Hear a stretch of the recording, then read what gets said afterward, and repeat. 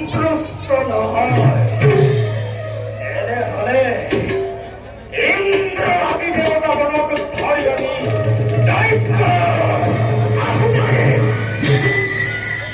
আৰু প্ৰয়োজন হলে মোৰ সাধনাৰ বাবে ব্ৰহ্মা বিষ্ণু ধৰি আনি জ্বলন্ত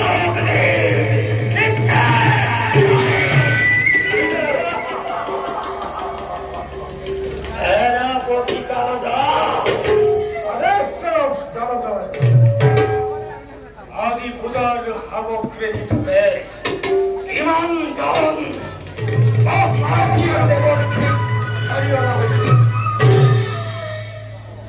আৰু শুনা,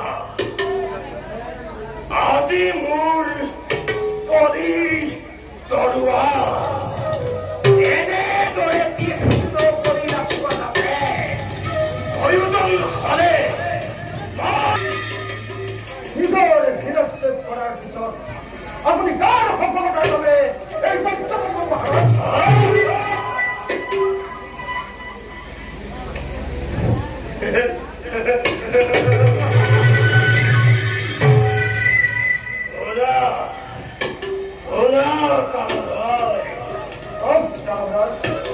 তুমি মোৰ মহিমা আজিলৈকে বুজি নাপালা।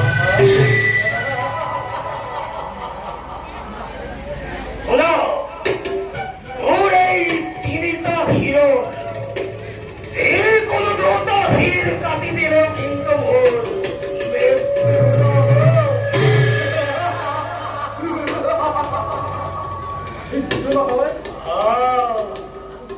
আৰু শুনা,